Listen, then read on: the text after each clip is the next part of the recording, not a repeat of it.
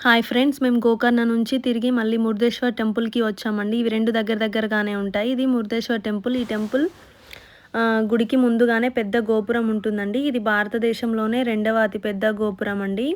ఈ గోపురం అనేది 20 అంతస్తుల పొడవున ఉంటుందండి.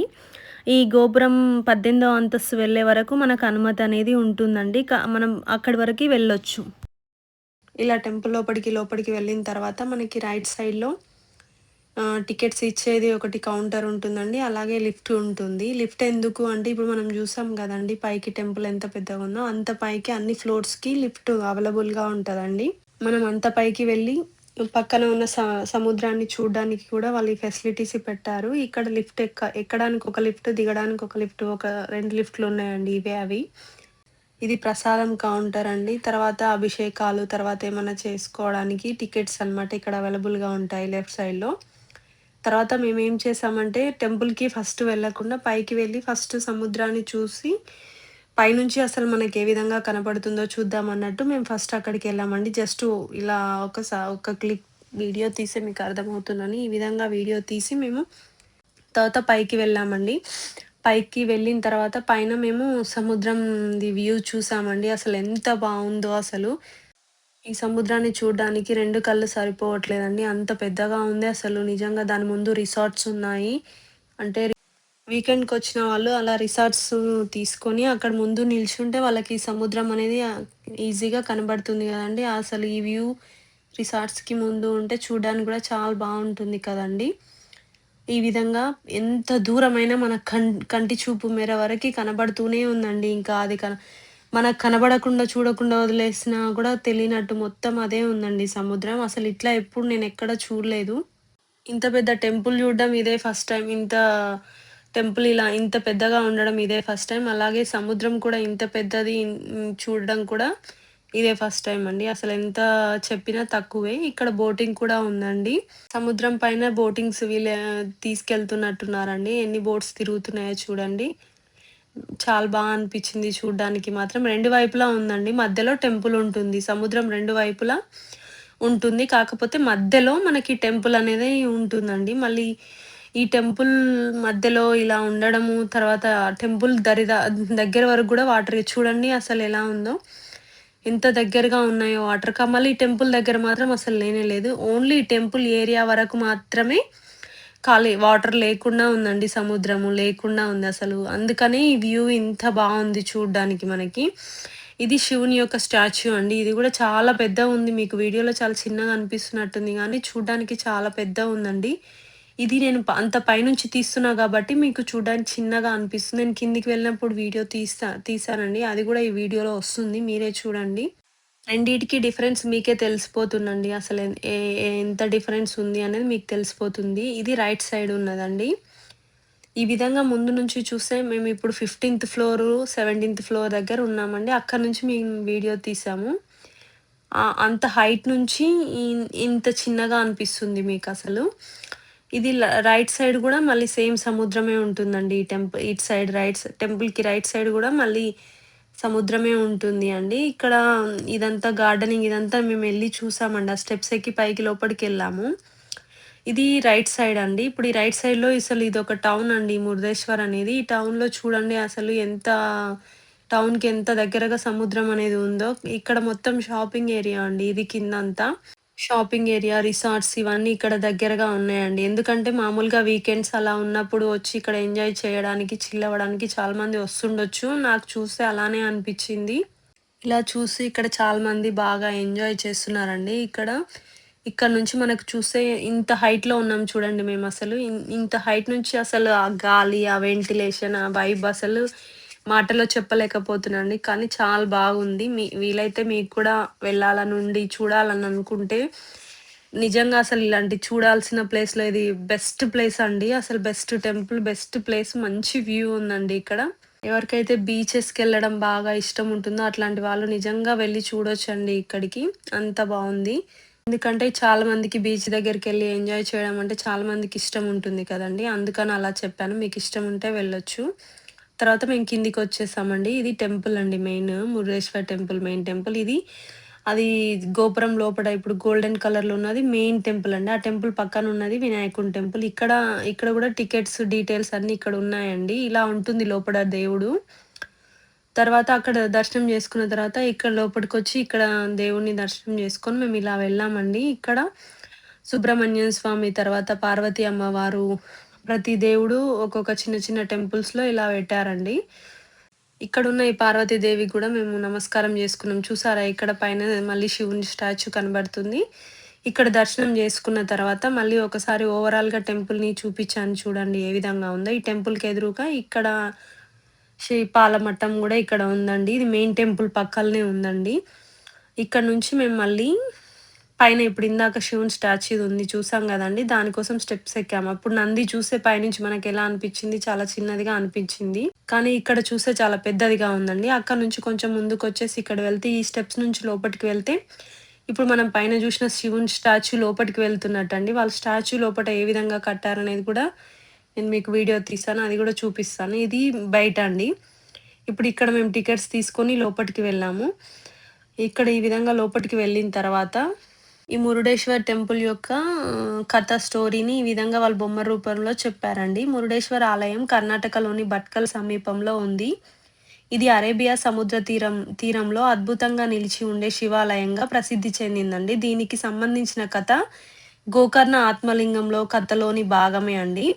రావణుడు ఆత్మలింగం పొందడం అనమాట. ఒకసారి రావణుడు తన తల్లి కోరిక కోసం లంకను రక్షించుకోవడానికి శివుని యొక్క గొప్ప ఆత్మలింగాన్ని తెచ్చుకోవాలని సంకల్పించుకుంటాడు. రావణుడు కఠోర తపస్సు చేశాడు. శివుడు ప్రసన్నుడై ఆత్మలింగం ఇచ్చాడు.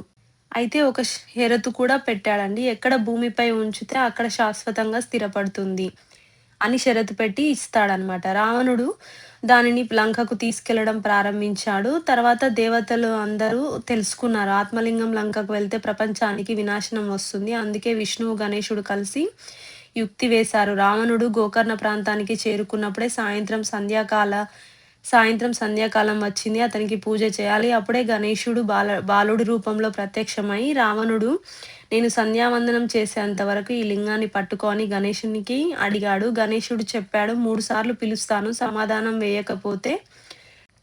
సమాధానం రాకపోతే నేలపై ఉంచేస్తాను అని గణేశుడు రావణుడికి సమాధానం ఇస్తాడు. అప్పుడు రావణుడు జపంలో ఉండి పిలుపు వినలేకపోయాడు. గణేశుడు లింగాన్ని నేలపై ఉంచి పారిపోయాడు. అది గోకర్ణ మహాబలేశ్వర ఆత్మలింగంగా నిలిచిపోయింది. రావణుడు కోపంతో ఆ బాలుణ్ణి రావణుడు కోపంతో తన శస్త్రం ఊపిన చోటే మురుదేశ్వర్ అంటే పరిగెత్తుతున్న గణేశుని చూసి రావణుడు అత్యంత కోపంతో తన శూలాన్ని, తన శక్తిని తీవ్ర రౌద్రంతో గణేశుడిపై విసిరాడు. అప్పుడు ఆ శక్తివంతమైన శూలం పడిన ప్రదేశమే మురుదేశ్వర్ అన్నమాట. అంటే ఇప్పుడు మనం వచ్చిన టెంపుల్. ఈ పేరు ఎలా ఏర్పడిందంటే మూరు శూలం, ఈశ్వర అంటే శివుడు. అంటే శివుని శూలం పడిన స్థలమే మురుదేశ్వర. అక్కడ శివుడు ప్రత్యక్షమైన బాబులకు శాంతి కలగజేస్తాడు. అందుకే ఈ శూలం పడిన స్థలంలో శివునికి అక్కడ శివలింగాన్ని ప్రతిష్ఠించారు. ఆ శివలింగాన్ని ప్రతిష్ఠించి ఆ తర్వాత మురుదేశ్వర దేవాలయంగా ప్రసిద్ధి చెందింది. దక్షిణ భారతదేశంలో ప్రసిద్ధ శివక్షేత్రంగా, సముద్ర తీరంలోని అత్యంత అందమైన ఆలయంగా వికసించింది. ఇది ఇప్పుడు ప్రపంచంలో 2వ అతిపెద్ద శివుడి మహాగోపురం. 249 ఫీట్లు అనమాట. 123 అడుగుల ఎత్తున ఉన్న అద్భుతమైన శివుడి విగ్రహం ఇక్కడ ఉందన్నమాట. సముద్రం మధ్యకు పొడిగిన దేవాలయం. ఇది సముద్రానికి చాలా దగ్గరగా ఉంటుందండి. మీకు ఇందాక వీడియోలో చూపించా కదా, ఆ విధంగా చాలా దగ్గరికి ఉంటుందండి. అన్ని కలిగిన పర్యాటకులకు, భక్తులకు ఇది చాలా నచ్చే ప్రదేశం అనమాట. మురుదేశ్వర్ యొక్క మహిమ ఏ విధంగా ఉంటుందంటే ఇక్కడ శివ పూజ చేస్తే గోకర్ణ మహాబలేశ్వరుని పూజ చేసిన ఫలంతో సమానం అనమాట. పాప పరిహారం, ఆరోగ్యం, సంపద, కుటుంబ శాంతి, తర్వాత అన్నీ లభిస్తాయని పురాణాలు అప్పుడు చెప్పాయండి. సంక్షిప్తంగా మురుదేశ్వర్ కథ అనేది గోకర్ణ ఆత్మలింగ కథకు కొనసాగింపుగా చెప్పుకుంటారు. గణేశుడు రావణునితో సంఘటనతో ముడిపడ్డ పవిత్ర స్థలం. ఇది శివశక్తితో ఏర్పడిన తీర్థక్షేత్రం అండి. ఇప్పుడు ప్రపంచ ప్రసిద్ధ శివాలయాలలో ఇది కూడా ఒకటి. ఈ మురుదేశ్వర్ టెంపుల్ గురించి స్టోరీ అనమాట అండి ఇదంతా. ఈ స్టోరీని వాళ్ళు బొమ్మల రూపంలో మనకి అందరికీ అర్థమయ్యే విధంగా చూపించారండి. ఇక్కడ రావణాసురుడు అదే గణేశుని చేతిలో నుంచి పడిన లింగాన్ని ఇలా చేతులతో అనబోతుంటే అది విరిగి 5 ముక్కలై ఇట్లా పడిపోతుంది అని అంటారు కదండీ! ఆ విధంగా అయిన తర్వాత ఇలా 5 క్షేత్రాలుగా వెలిసాయంటండి ఇక్కడ. మురుడేశ్వర్ ఒకటి, తర్వాత ఇక్కడ వీడియోలో మీకు చూపిస్తున్నా చూడండి. మిగతా 5 ఉన్నాయి ఇక్కడ. మురుడేశ్వర్ తర్వాత ఈ పేర్లు ఉన్నాయి గదండీ! నాకు కరెక్ట్‌గా కనబడట్లేవు. మీకు చూడండి 5 రకాలుగా వెలిసాయంట అండి. అని దీని యొక్క అర్థం. ఇక్కడ వీళ్ళు ఈ టెంపుల్ మనం ఇందాక చూసిన స్టాచ్యూ లోపట ఇదంతా అరేంజ్ చేశారండి. అది నిజంగా గ్రేట్. ఈ స్టాచ్యూ లోపటనే ఇదంతా. చూసిన తర్వాత ఈ విధంగా మనం బయటికొచ్చేసేయాలండి. ఇక్కడ నుంచి బయటికొచ్చేటప్పుడు బయటికొచ్చేసిన తర్వాత ఇక్కడ వెహికల్స్ ఉంటాయి. వెహికల్స్ ఉన్న వాళ్ళు వెహికల్స్‌లో వెళ్ళొచ్చు. ఇప్పుడు మనం ఆ టెంపుల్ ఆ స్టాచ్యూలో చూసినవే అండి. ఇందాక చూసిన విగ్రహాలు అవన్నీ. తర్వాత దాని నుంచి ఏ విధంగా మనం బయటికొచ్చేసిన తర్వాత స్టెప్స్ ఉంటాయి. స్టెప్ నుంచి కిందికొచ్చేసేయాలండి. కిందికొచ్చిన తర్వాత మళ్ళీ ఇక్కడ ఈ టెంపుల్ నుంచి మనం సముద్రం దగ్గర గూడా వెళ్ళడానికి ఇన్ని మెట్లు దిగేసేయాలండి.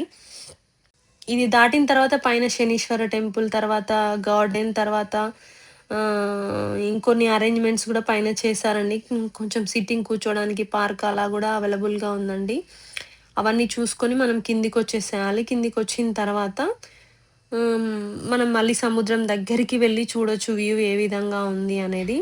ఇది అండి ఇప్పుడు మేమెళ్ళింది. ఇలా వెళ్ళాలి. అక్కడ లోపట టికెట్ తీసుకొని, అక్కడ మనం ఇందాక వీడియోలో చూసింది చూసి, మళ్ళీ ఈ విధంగా కిందికొచ్చేసేయాలి అండి.